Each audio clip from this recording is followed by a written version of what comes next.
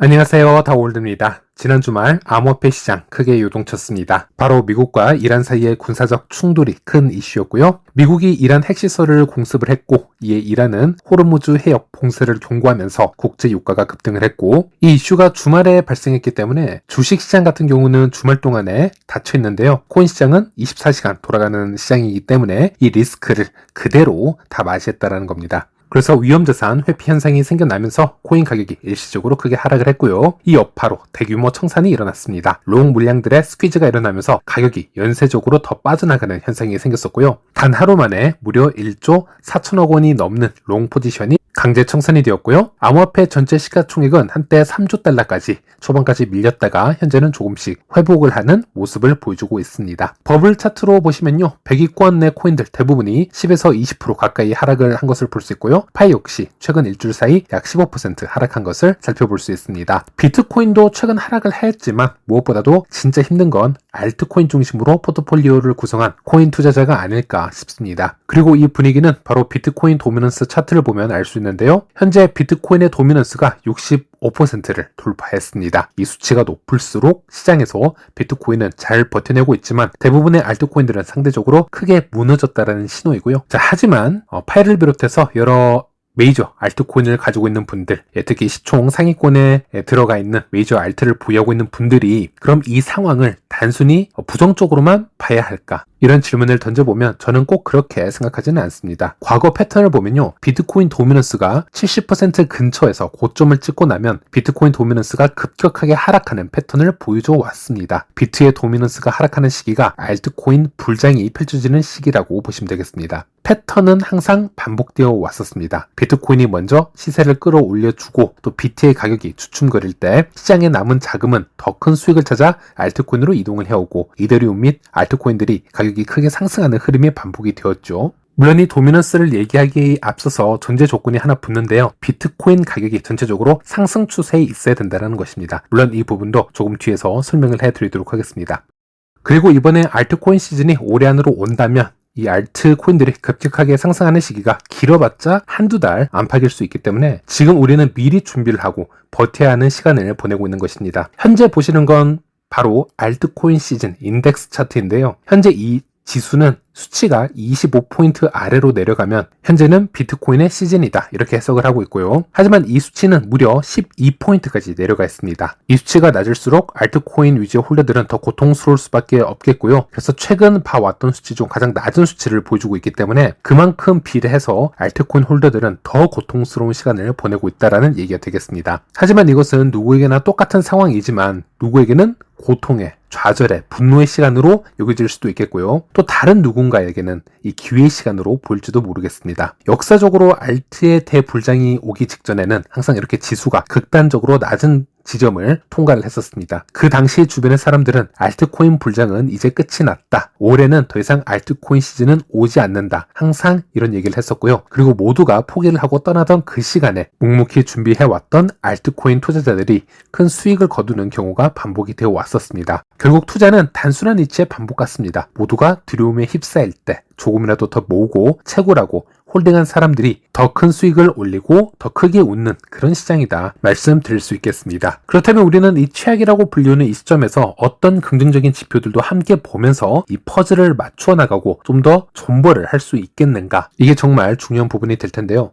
네, 첫 번째로 모든 암호화폐의 상승은 비트코인으로부터 시작이 됩니다. 우리가 파이코인을 보유하고 있던 다른 알트코인을 들고 있던 먼저 비트코인을 응원할 수 있어야 됩니다. 비트코인이 강한 상승 흐름을 보여줘야 전체 암호화폐 시장에 긍정적인 모멘텀이 형성이 될 수 있기 때문입니다. 이것은 하나의 공식과 같고요. 그렇다면 더 근본적인 질문이죠. 비트코인은 다시 한번 강세장을 이끌 수 있을까? 여기에 대해서 얘기를 해보자면 우리가 여기서 눈여겨볼 중요한 지표 중 하나가 바로 M2와 비트코인 가격의 상관성입니다. 현재 글로벌 M2의 유동성은 급격하게 상승을 하고 있고요. 이로 인해 생성된 유동성은 결국 자산 시장을 거쳐서 약 10주 후쯤에 비트코인으로 흘러 들어오는 패턴을 반복해 왔습니다. 그래서 비트코인 차트를 실제로 10주 정도 뒤로 옮겨서 맞춰보면요. M2 유동성 차트와 비트코인 가격 곡선이 이렇게 높은 상관관계를 보이고 있는 것을 확인할 수 있습니다. 이는 미래 비트코인 가격 흐름을 예측하는 가장 직관적이면서도 신뢰도가 높은 지표 중 하나라고 보시면 되겠고요. 현재 차트를 보시는 것처럼 M2의 유동성은 지속적으로 상승을 하고 있기 때문에 많은 전문가들 사이에서는 비트코인이 올해 안에 전고점인 11만 달러를 다시 한번 돌파를 하고 그 이상으로 크게 상승할 것이라는 전망을 제기를 하고 있는 것입니다. 그리고 또 하나 우리가 생각을 해볼 부분은요. 어제 주말의 경우에도 미국이 이란에 직접 폭격을 하고 이란이 호르무즈 해협 봉쇄 가능성까지 얘기를 하면서 암호화폐 시장이 크게 요동쳤지만 비트코인이 실제로 10만 달러 아래로 잠시 하락을 했을 뿐 다시 지지를 받으면서 10만 달러 위로 반등을 하는 것을 볼 수 있었습니다. 차트를 기술적으로 분석을 해서 보면요. 비트코인이 이미 더블탑을 찍었기 때문에 앞으로 추가 하락을 할 경우도 계속 염두를 해놨어야 했는데요. 최근에 정말 많은 악재가 터지고 있는데 이상할 정도로 비트코인이 10만 달러 위에서 잘 버텨주고 있다는 것입니다. 그리고 최근 현물 ETF가 지속적으로 순유입을 가져왔다는 점, 그리고 온체인 데이터에서 고래 지갑들이 지속적으로 매집을 해왔다는 점, 이런 점들을 종합적으로 비교 분석을 해보았을 때 비트코인이 또 한 번의 강한 상승을 위해서 내려가야 할 시기에도 내려가지 않고 버티고 있다는 느낌을 지울 수가 없다, 이렇게 말씀드릴 수 있겠습니다. 그래서 이런 부분을 보았을 때 알트코인 홀더들 역시 조금 더 인내를 하고 비트코인을 응원을 하면서 좀 더 기다릴 필요가 있다, 이런 말씀을 드리는 것이고요. 그리고 저는 제 채널에 파이코인을 중심으로 컨텐츠를 제작을 하고 영상을 좀 올리고 있지만 최근 제 영상에 달리는 댓글들을 보면요. 파이의 가격이 지속적으로 하락을 하고 있기 때문에 상당수가 매우 부정적인 내용들로 지금 글을 써주시고 있는데요. 예를 들어서 코어팀이 파이코인을 계속 팔아 넘기고 있기 때문에 파이가 현재 이 모양이다. 파이코어팀은 현재 집회 쓰느라 바쁠 것이다. 이런저런 비난 일색의 반응들이 주를 이루고 있습니다. 저 역시 파이코인이 현재 우리가 바라는 대로 완벽하게 작동하고 있다라거나 아무런 문제가 없다라고 말하려는 것이 아닙니다. 다만 우리가 너무 좁은 시각으로 분노와 좌절에 빠진 채 이 시장을 바라보게 되고요. 프로젝트를 리뷰하게 되면요. 정작 우리가 가져야 할 넓은 관점에서 분석 능력을 잃어버릴 수도 있다라는 점, 이런 점이 너무 우려스럽다라는 것입니다. 파이코어팀이 당연히 본인들의 수익화를 위해서 파이코인을 판매를 할 수 있습니다. 판매를 했겠지만 과연 그 물량의 비율이 타 프로젝트와 비교했을 때 과도했냐라고 먼저 비교를 해볼 수 있어야 됩니다. 하지만 그렇지가 않았습니다. 코어팀 물량이 움직였던 마지막 기록은 석 달 전이 마지막이었고요. 그 물량을 모두 판매하지는 않았지만 모두 판매했다고 가정을 하더라도 총 1000만 개 물량이 전부 다일 것입니다. 코어팀은 이미 백스에서 언급을 했었고요. 온체인 데이터를 기준으로 보았을 때 더 큰 물량의 판매가 가능한 그런 상황이었음에도 불구하고 오히려 적은 물량을 판매한 상태이고요. 최근에 제 채널에서 번역을 해드린 적이 있었는데요. 파일을 나름 중립적으로 분석을 해보고 여러 비판을 해왔던 코인 뷰러 채널을 한번 보더라도요. 이 영상에서도 그나마 파이코어팀의 물량이 크게 움직이지 않고 있다는 점을 이 프로젝트의 큰 다행으로 얘기를 하고 있으며 오히려 적은 거래소의 적은 유동량이 움직이고 있기 때문에 오히려 미래는 파이의 가격 상승을 더 쉽게 끌어올릴 수 있다. 이런 부분을 희망적으로 본다라는 분석을 내놓기도 했었습니다. 그래서 현재는 시장의 마켓 메이커가 적당한 가격에서 파이의 가격을 지속적으로 조정해 나가고 있는 과정이다 라고 보시면 되겠고, 현재까지 파이는 대부분 무료로 채굴을 해왔었기 때문에 현재 그 영향으로 인해서 시장에 큰 매수세가 들어오지 않고 있고 파이의 가격을 크게 펌핑시킬 만한 상승 재료가 아직 나오지 않은 상태이기 때문에 다른 코인들과 흡사하게 가격 움직임을 컨트롤받고 있다, 이렇게 보는 게 맞겠습니다. 이 부분은 최근에 비트슈아님이 파이코인을 리뷰했을 때 내용과 일치하는 의견이기도 하고요. 올해 초에 비트슈아님이 파이 네트워크를 다시 한번 리뷰를 해주셨는데요. 파이코인이 상장이 되더라도 바로 강한 매수세가 들어오기는 힘들 것이다. 그래서 다른 코인도 그렇듯이 현재 파이의 가격은 결국 세력, 즉 마켓 메이커들이 어떤 방향으로 이끌어 가느냐에 따라서 파이 코인 가격이 크게 영향을 받을 것이다. 비투시아님이 이런 리뷰를 해주셨고, 좀 더 쉽게 설명을 하자면 파이코인의 가격이 상승을 하거나 어떤 하락을 하게 되면요, 내부적인 이슈가 있어서 그런 움직임이 있다면 그 영향은 전체 움직임의 10% 정도일 수는 있습니다. 하지만 나머지 90%는 결국 시장 전체의 흐름에 의해서 결정이 되는 것이고, 그렇다면 우리는 그 90%가 왜 그런 흐름을 보이고 있는지 이해하려는 노력이 필요하다는 것이죠. 그래서 제가 파이 영상을 만들고 있지만은 영상 초반에 비트코인이나 이더리움 시장 전체 분위기를 전달해 드리는 이유도 그것에 있다라고 보시면 되겠습니다. 그리고 이런 질문 주시는 분들 상당히 많으신데요. 결국 파이가 시장 흐름에 이끌려 가기만 한다면 왜 파이 생태계가 중요한지, 그리고 왜 파이가 특별한 프로젝트인지, 이런 본질적인 질문에 도달을 하게 될 것입니다. 그리고 여기에 대해서는 저도 수년간 반복적으로 이 질문을 듣고 여기에 대해서 답변을 드려왔던 것 같습니다. 초기에 출시된 프로젝트일수록 수많은 스트레스 테스트를 거쳐야 합니다. 다시 말해 모든 프로젝트는 역사성을 갖춰야 된다는 뜻과 같고요. 또 시장에서 얼마나 이 회복력을 증명해 왔는지와도 같은 이치라고 보시면 되겠습니다. 스트레스 테스트를 거치지 않은 프로젝트는 아무리 특별한 기술이나 비전을 가지고 있다 하더라도 시장에서 언제든 가격이 제로가 될 수 있다는 불신을 피할 수가 없습니다. 실제로 또 그런 사례는 수백 개 이르고 있고요. 즉 아무리 특이한 프로젝트라 하더라도 시장의 하락장도 겪어봐야 되고 대규모 퍼드로 인해서 모두가 그 프로젝트를 의심하고 비난하는 시기도 있을 것이고요. 때론 국가나 기관이 그 프로젝트를 스캠으로 몰아가는 평가절하의 시간도 견뎌내야 되고 그런 모든 압박을 이겨낸 후에도 스스로 살아남을 수 있는 프로젝트인지 증명하는 과정이 필요하다는 것입니다. 특히 벤처캐피탈의 든든한 후원을 받지 않은 그런 프로젝트라면 더더욱 오랜 시간 더 강한 스트레스 테스트를 거쳐야 될지도 모릅니다. 현재 파이는 단지 시장에 살아남는데 급급해 보일 수 있습니다. 그런데 제 시각에서는 결코 그렇지 않습니다. 시장의 세력들이 주도하는 이 가격 변동에 파이는 스트레스 테스트를 겪는 과정 중 하나라고 보고 있습니다. 그리고 빠르지는 않지만 매년 시간이 지날수록 시장과 커뮤니티와 안티 유저들의 인식도 조금씩 변화가 되어가고 있습니다. 시간을 거슬러 올라가 보면요. 스캠 프로젝트라는 얘기에서 파이는 10원짜리 코인이다. 아니다. 1원도 되지 않을 것이다. 이런 얘기에서부터 어느 순간부터는 그래도 100원 정도는 될 것 같다라는 인식으로 변화가 되었고요. 이제는 0.5달러, 1달러에도 만족을 못하는 상황까지 오게 되었습니다. 엄청난 성장이라고 보시면 되겠습니다.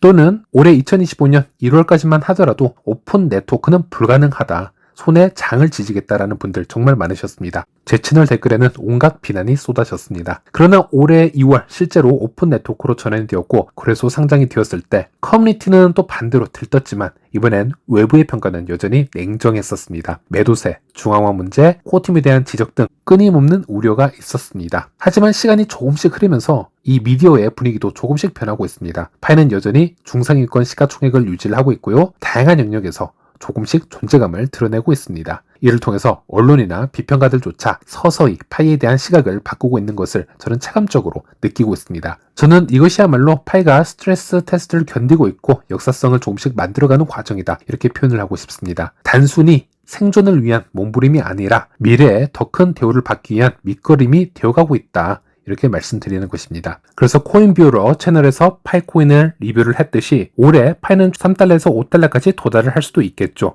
그 이상도 가능할 수 있을 겁니다. 하지만 알트코인 시즌은 항상 짧았으며 빠르게 가격이 다시 조정을 받고 내려올 가능성이 큽니다. 즉 한두 달의 상승 구간만 있을 수 있고 다시 재조정을 받고 낮은 가격으로 떨어지는 게 이 코인의 생리이기도 합니다. 하지만 이후 일정한 조정을 거친 뒤 1달러 이상의 가격을 또 안정적으로 유지하느냐 이것이 핵심이라고 할 수도 있겠습니다. 일단 최저 지지 라인이 1달러를 넘는 것 이것이 왜 중요하냐면요. 1달러는 적어도 생태계 거래를 함에 있어서 최소 의미를 부여할 수 있기 때문입니다. 그래서 글로벌적으로 커뮤니티의 관심을 오래 더 많이 잡고 있기 위해서는 큰 상승 이후 조정을 받더라도 1달러 이상의 지지선은 꼭 지켜주었으면 하는 바람이 있습니다. 또 시가총액 면에서는 다시 한번 15위권 이내 재진입 가능하다라고 보고 있고 이것이 또 매우 중요하다라고 생각하고 있습니다. 왜냐하면 시가총액이 낮은 코인에는 기관들의 관심이 집중되지 않기 때문이고요. 장기적으로 현물 ETF를 추진하거나 대형 파트너십을 이루려면 메이저 포지션을 차지하는 것이 선결 과제이기도 하기 때문이고요. 그래서 파이는 이미 시총 11위까지 오른 경험이 있고 현재는 20위권으로 떨어져 있지만 올해 안에 다시 15위권 진입을 이루는 것이 단계적으로 현실적 목표로 돼야 되지 않을까 이렇게 말씀드릴 수 있겠습니다. 만약 올해 목표가 그렇다면 그리고 어느 정도 성과를 거둔다면 내년에는 조금 더 높은 목표를 바라볼 수도 있습니다. 2026년에는 파이가 리플, 스텔라, 헤데라, 온도, 에이다처럼 미국 코인 테마에 편입되는 게 중요할 수도 있습니다. 현재 코인게코에서는 파이가 미국 코인으로 분류가 되어 있지만 파이가 아직 유명세를 떨치고 있지 못하고 있기 때문에 좀 더 시간이 필요해 보입니다. 또 KYC 또는 신원 인증 이슈가 주요 사회적 흐름으로 부상되면서 파이에게 기회가 오는 시기를 기대를 해보고 있기도 합니다. 또 파이의 프로토콜 변화도 필요해 보이고요. 그에 따른 스마트 컨트랙트나 스테이블 코인 도입 등의 여러 메이저 이슈들도 나왔으면 하는 바람이 있습니다. 그래서 이런 흐름들이 맞물리고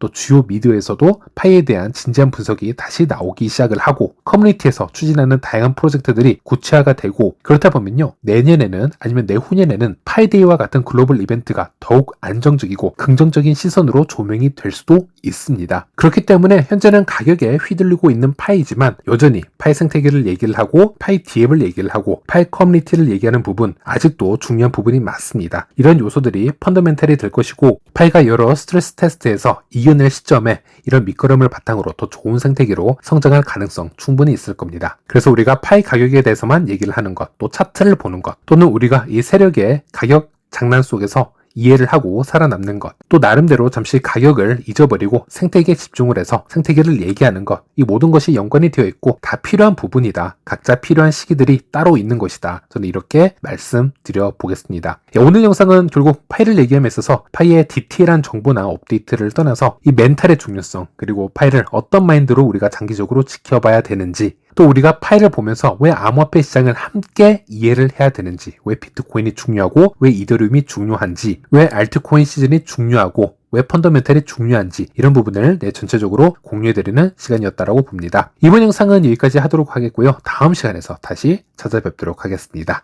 모두 시청해주셔서 감사합니다.